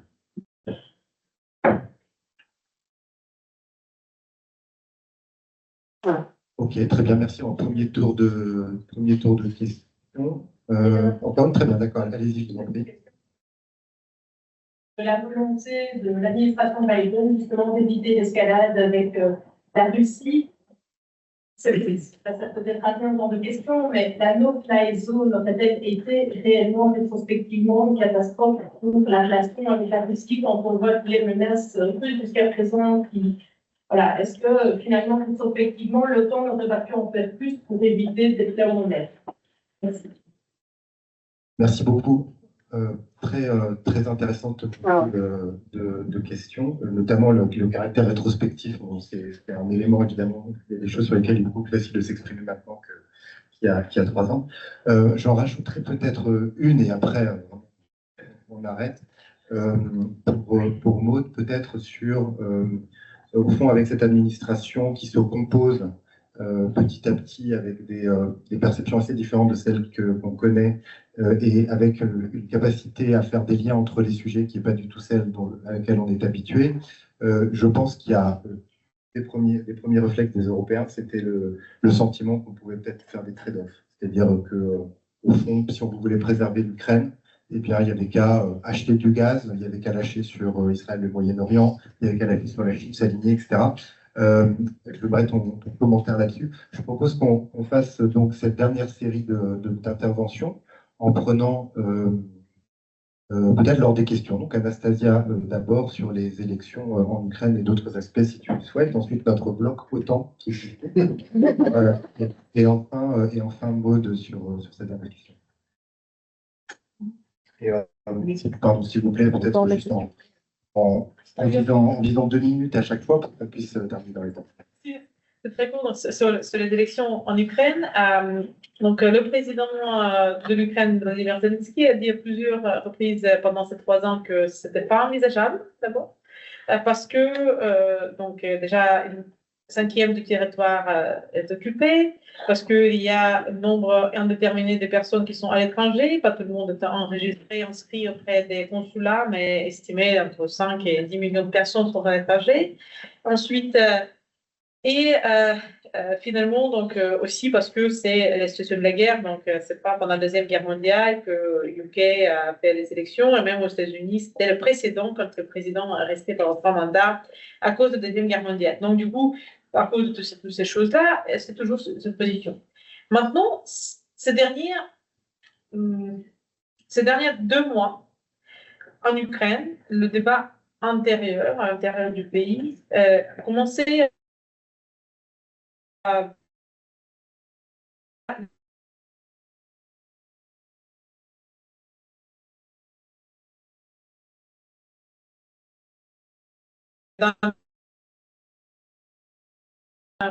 le nom maintenant m'échappe.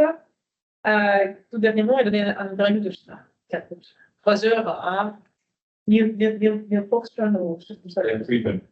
Comment? Lex Friedman. Lex Friedman. Thank you so much. Moi, j'ai pas Alex Friedman. Et dans cette interview, ils reviennent donc à cette question. Et c'est Zelensky maintenant qui mentionne la question. Il ne dit pas que ça va se faire, mais il dit, voilà, c'est tout. Donc, on voit bien l'évolution. Je pense que cette évolution, elle vient de la pression américaine, clairement. Par ailleurs, les conditions pour avoir des élections légitimes et informationnellement reconnaissables ne sont toujours pas réunies. Il y a toujours une 5e territoire occupé, il y a toujours entre 5 et 10 millions de gens au dehors du pays qui ne se dont une grande majorité ne sont pas inscrits auprès des ambassades et consulats. Donc, du coup, ça reste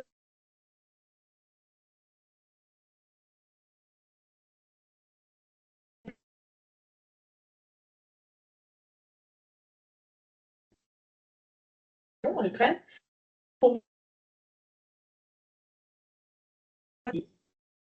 On a vu donc, la première fois, on a vu la température de la société sur la perception qui sont les élites potentiellement puissantes.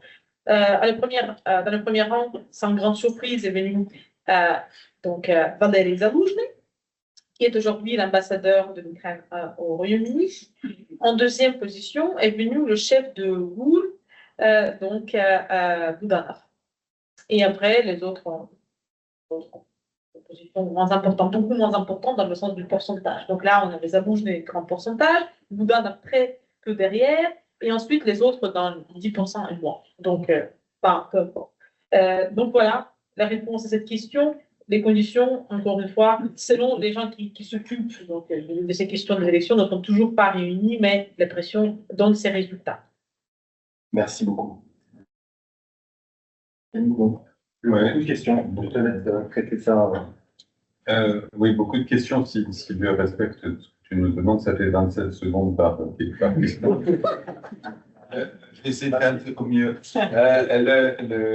Alors, sur l'avenir de l'Alliance, et ça me permettra de répondre à la question du pilier européen en même temps, je crois qu'on est devant à peu près 3 scénarios. Il y a un premier scénario qui est celui de, en fait, Trump 2, ça va ressembler à Trump 1, c'est-à-dire un moment déplaisant, mais pas, qui se termine pas mal. C'est l'image des montagnes russes, c'est-à-dire qu'on a des walkers, parfois ça fait peur par moment, mais on sait qu'on arrive là où on est parti et ça se termine pas trop mal. Cette hypothèse-là me semble optimiste, au sens où l'administration telle qu'elle est constituée de gens qui sont beaucoup moins otaniens, européens que dans l'administration précédente. On a un Trump beaucoup plus résolu, et puis on a un petit détail, c'est qu'il y a la guerre en Europe. Auparavant, on pouvait dire, tiens, on va espacer les sommets, comme ça on ne va pas trop parler de temps à Trump. On va faire des sommets, on va essentiellement voir la reine d'Angleterre, on est sur un terrain de golf, et pas parler de fond.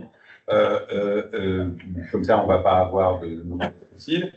Aujourd'hui, c'est un peu difficile, quand il y a la guerre en Europe, quand il y a des enjeux de sécurité aussi importants, de ne pas se parler réellement de manière transatlantique, et on voit que l'ouverture des conversations est assez brutale, 5%, faites ceci, faites cela, etc., etc. Donc moi, je ne crois pas à cette hypothèse, et je parle sous votre contrôle, mais qui est pourtant une hypothèse que beaucoup de gens à l'OTAN et dans les capitales continuent à s'y accrocher.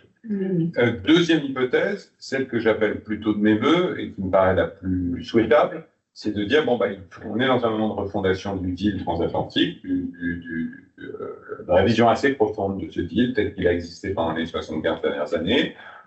Ça veut dire qu'il faut que les Européens fassent beaucoup plus, et je pense qu'il y a une idée partagée assez largement. Ça veut dire que les Américains vont être moins présents en Europe, donc il faut se préparer à défendre l'Europe avec moins d'Amérique, mais au terme d'une négociation qui sera forcément difficile, on peut arriver à quelque chose qui refonde l'OTAN dans son ADN, c'est-à-dire une relation transatlantique importante, mais mais dans des termes assez nouveaux, qui peuvent amener à revoir très profondément le rôle des États-Unis dans cette alliance, son fonctionnement, etc. Mais où finalement on arrive à quelque chose au terme d'une négociation qui sera forcément compliquée. Troisième hypothèse, la plus radicale, celle au fond d'une Amérique qui prend une Amérique états-unienne. Dans tout ça, il y a le Canada qui est un peu dans une sorte de no man's land intéressant. Une Amérique et les États-Unis qui au fond, en fait ou en pratique, prennent profondément leur distance avec l'OTAN. Il n'y a pas besoin. Alors, on me dit, oui, le Congrès a dit qu'il faudra un vote pour sortir du traité de l'Atlantique Nord. C'est pas ça qui est décisif. C'est évidemment les paroles du président, sa réaction face à une crise en Europe, etc. C'est les choses qui sont les plus profondément marquantes. Ça, ce sera un choc inouï pour beaucoup d'Européens qui ont construit leur sécurité là-dessus et comptaient sur, d'une certaine manière, je peux en dire un mot, un peu mieux préparé intellectuellement pour réfléchir dans ces termes-là, mais on est là, on serait dans quelque chose de très compliqué, qui serait l'hypothèse d'une OTAN sans l'Amérique. Et qu'est-ce que ça veut dire? Est-ce que l'OTAN sans l'Amérique, ça s'appelle l'Union européenne et des partenaires? C'est une hypothèse un peu radicale. Est-ce que c'est on garde les structures parce que les structures ont leurs valeurs, sont utiles, etc., que par ailleurs le lien avec le Royaume-Uni, le Canada, la Turquie est important, et que donc dans ces conditions il faut quand même maintenir les choses et puis ne pas insulter l'avenir et ainsi de suite. Voilà, c'est un peu le dormant NATO qui a été proposé par un certain nombre de think tanks proches de Trump. Très rapidement sur les autres sujets, pour la question de la no-fly zone et faire un retour. Moi, je crois que je suis beaucoup défendu l'Ukraine et le fait de faire plus. No-fly zone, moi, je suis très prudent parce que ça a été utilisé avec beaucoup d'imprudence. C'est un acte de guerre de faire une no-fly zone. C'est-à-dire qu'il faut décider qu'on n'est pas à battre un avion russe qui rentre dans le pays. Ça n'est pas une fois qu'on l'a décrété, il faut l'implémenter. Et l'implémenter face à l'armée russe, pas face à la Libye. Donc, on est dans quelque chose d'extraordinairement compliqué. Et on parle souvent de ces zones d'exclusion aérienne comme si c'était un entre-deux qui aurait pu être très utile. Militairement, vous avez tout à fait raison, ça aurait été très utile de repousser ça, mais si ça ne marchait pas, il fallait être en guerre avec la Russie, ce que les Alliés n'étaient pas prêts à faire. Et donc je comprends, et honnêtement, j'appuie l'idée que c'était sans doute un bond trop loin dans le déroulé du conflit. Ce sera intéressant, en revanche, après un éventuel cessez-le-feu, de voir qu'est-ce qu'on dit sur que ça peut faire partie des garanties de sécurité. De dire, et là on rentre dans quelque chose d'assez intéressant, si on peut mettre ça en œuvre, mais c'est plutôt dans un contexte de succès. La question sur le rôle de l'OTAN post la question de Michel Gay sur du Biden, etc. Honnêtement, là pour le coup, je le dis en ayant beaucoup fait ça et en connaissance de cause, on est un peu dans le temps qui croit que si on otanise, ça continue. C'est-à-dire, si les Américains disent on arrête l'aide à l'Ukraine et en plus on va vous compliquer la vie pour l'aide à l'Ukraine, c'est pas parce que c'est l'OTAN qui fait le secrétariat du groupe de contact que ça va continuer. À ce moment-là, on rentre dans une conversation très différente qui est qu'est-ce que les Européens peuvent faire sans les Américains? Est-ce qu'ils souhaitent le faire? Est-ce qu'ils ne peuvent pas le faire? Et après, l'enceinte où ça se discute, elle est voilà. Mais moi, je ne suis pas persuadé que le fait de dire ce sera désormais coordonné par mon successeur à l'OTAN au lieu des ou par le secrétaire général de l'OTAN va changer radicalement les choses là-dessus. Le vrai sujet, c'est est-ce que l'aide américaine s'arrête un peu, beaucoup ou complètement. Et voilà. Dernier point, BITD, marché européen, marché otanien. Le marché otanien, il y a deux questions là-dessous. Il y a une première question, c'est est-ce que le marché américain, états-unien est ouvert à l'industrie européenne? Réponse, pas vraiment, mais par des biais, oui. Donc il y a des industriels européens qui gagnent pas mal d'argent aux États-Unis dès lors qu'ils acceptent de passer dans des règles américaines, produire aux États-Unis, faire des partenariats extrêmement étroits avec des boîtes américaines, etc. Et on va avoir des boîtes comme ça, Leonardo, British Aerospace, Thales, qui gagnent très bien leur vie aux États-Unis dans ces règles-là. Et la deuxième question, c'est comment est-ce que l'industrie européenne peut remporter plus de marché par rapport à ses concurrents américains en Europe même.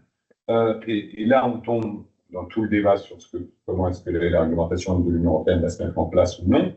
Et on voit bien que là, pour moi, il y a deux choses qui me semblent devoir guider notre réflexion. Premièrement, on ne va pas changer les relations de dépendance à l'industrie américaine du jour au lendemain. Les pays qui ont acheté l'F-35, pour la plupart sur F-16 auparavant, ils n'ont pas changé d'avis. Je termine.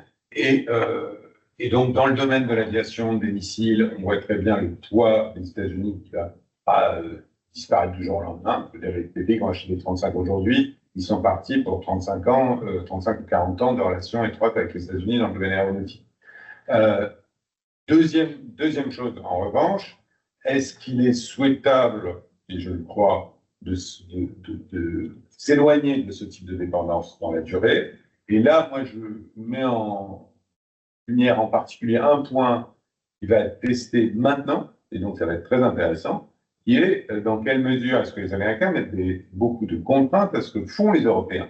Parce que acheter des Patriotes pour résoudre notre problème de défense aérienne et de défense antimissile, c'est peut-être une bonne idée, mais si ces Patriotes, on n'a pas le droit de les livrer à l'Ukraine, on est dépendant du bon vouloir des États-Unis pour les déployer ailleurs que sur le territoire national, etc. On touche à des choses comme ça. Et de ce point de vue-là, l'administration Biden avait, me semble-t-il, envoyé un signal extrêmement défavorable quand il s'était flatté de contraindre Français et Britanniques sur l'utilisation des Storm Shadow par les Ukrainiens, à cause d'un tout petit bout itarisé de ce missile MDR. Et ce genre de message, à mon avis, doit être entendu de manière très attentive, parce que c'est aussi ce qui doit motiver le fait d'avoir des solutions plus européennes dans certains domaines critiques où les dépendances peuvent avoir des conséquences stratégiques et pas seulement capacitaires, technologiques. Merci. Juste avant de répondre à la question de Romain, je vais ouvrir juste un petit scénario qu'a évoqué Camille, montée en gamme européenne rapide de besoin. Certainement, en très peu de mots, sans doute fort, sur l'aspect pas sur l'aspect industriel, ça c'est déjà beaucoup été, mais sur l'aspect plus opérationnel. Je le rappelle, les forces de réaction rapide de l'UE ne peuvent pas intervenir sur le territoire européen. On dit, par exemple, là, les quelques troupes, on a les plannings, les équipements tactiques de l'Union européenne, il y a toujours beaucoup de troupes dans la raquette, malheureusement. Dans les faits, ces derniers ne pourraient pas intervenir sur le territoire européen. La montée en puissance pour pallier un problème otanien rapide, pas parce que ça demanderait une modification des traités, sans même compter les pays qui, je vous rappelle, sont neutres au sein de l'Union européenne, puisque on a des pays qui sont restés neutres dans l'Union européenne qui n'ont pas prévu pour l'instant du moins d'adhérer à l'OTAN. Sur la question donc de Romain, avec les propos donc, du ministre Le Cornu, il y avait quand même des avancées, puisque après beaucoup de mois, quand même, ça je le reconnais, les Français ont accepté le projet tchèque de mission, avec beaucoup moins de retard. Et puis, quant à cette déclaration, alors, c'est peut-être pas lié à ce projet-là, dans ce cas, ça, ce que je veux dire n'est pas opérant, mais si c'est lié au projet que je pense de financement européen, dans ce cas-là, la position du ministre se tient, puisqu'il y a un projet de financement européen qui a été lancé, où c'est accepté que le contribuable européen, l'argent soit utilisé pour acheter américain, à condition qu'il y ait un pourcentage prévu pour justement créer à terme la propre industrie européenne. Et justement, régler le problème qu'évoquait Camille, c'est-à-dire, OK, on achète dans l'immédiat européen, mais on a un volet où justement, après, d'ici quelques temps, on peut développer nos propres systèmes pour ne pas se retrouver dans la situation qui a été évoquée. Or là, apparemment, ce qui s'est passé, c'est qu'il y avait un accord après plusieurs réticences de plusieurs pays. Et au dernier moment, c'est Berlin qui, en fait, a pris une position, en fait, qui a mis à dos, d'où la position assez dure des Français en rétorsion, en mode, genre, c'est soit on revient sur ce qui a été convenu, soit c'est non et pas un euro de contribuable européen pour ça. Après, peut-être que c'était par rapport à d'autres projets, mais si c'est par rapport à celui-là, ça se justifie quand même et ça montre qu'il y a une avancée, c'est qu'on anticipe la suite, c'est-à-dire ne plus être dépendant donc des autorisations américaines pour des matériels qu'on voudrait utiliser. Et juste pour terminer rapidement, je serais assez pessimiste sur la maturité de la classe politique française. Donc oui, je pense qu'il ne doit pas y avoir de trêve estivale. La notion de trêve olympique avait beaucoup eu de mal à tenir l'année dernière, donc je ne pense pas que les Français vont avoir le plaisir de partir en été tranquillement, surtout pour le contexte politique. Je m'arrête ici. Merci Laurent. Je passe maintenant le micro à Maud pour la dernière intervention. Deux mots de conclusion, l'un un peu pessimiste et l'autre plus optimiste. Donc le pessimiste, c'est sur la question ce que mes collègues américains politistes appellent le democracy backsliding et qui n'aura sans doute pas lieu en 2026. Donc ça, c'est la mauvaise nouvelle.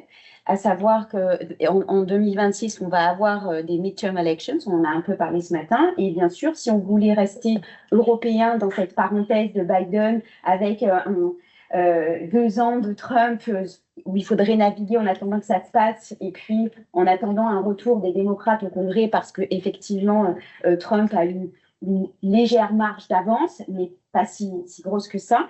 Je pense que c'est pas un pari à faire et que la réaction, elle doit venir tout de suite. D'où le fait de négocier, mais donc peut-être pas de lâcher, si j'ai bien compris ta question, Urbain, mais plutôt de tenir. Et tenir sur certains sujets, qui sont aussi des sujets européens. On a parlé un peu d'autonomie, on veut toujours construire cette autonomie stratégique qui paraît extrêmement difficile à l'heure actuelle avec le sujet qui nous occupe. Mais j'aimerais rappeler que l'autonomie stratégique, elle peut aussi se construire en étant ferme sur les questions de souveraineté numérique, de négociation avec nos partenaires américains sur ces questions. Et de manière assez intéressante, c'est ce qui les fait aussi réagir. Donc c'est un des sujets. L'autre point que j'avais esquissé à la fin de mon intervention, c'était bien sûr le fait de savoir jouer habilement de la carte Chine dans la discussion avec Trump, parce que la grammaire de Trump peut paraître parfois simpliste, celle de son équipe, effectivement, elle est majoritairement anti-Chine. Rubio, qui est le plus articulé d'entre eux, est quand même assez clair sur ces points.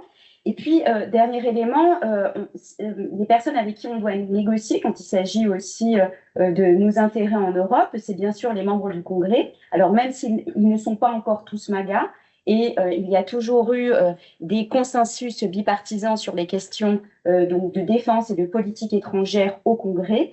notamment en ce qui concerne le soutien et l'aide militaire.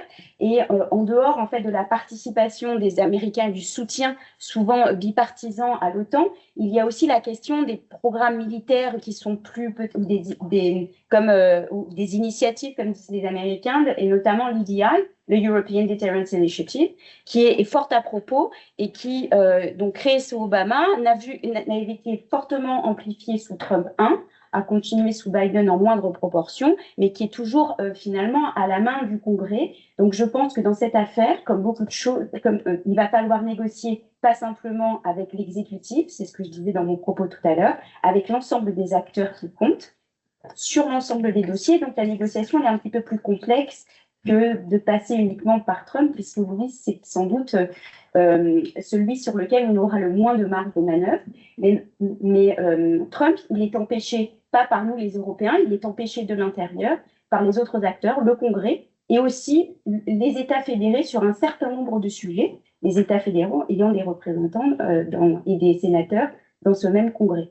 Donc, il va falloir être très attentif. Il y a plusieurs dossiers sur la table actuellement qui ne sont pas que ukrainiens, je pense au climat par exemple, qui est aussi à la main des États fédérés et pas simplement de l'exécutif. Merci. Merci. Merci. Donc, merci à tous. Pas de mots de conclusion, mais je pense qu'effectivement, quand on comprend mieux, on a moins peur. Grâce à vous, on comprend mieux. Donc, voilà, je vous remercie tous et je vous propose qu'on applaudisse nos invités.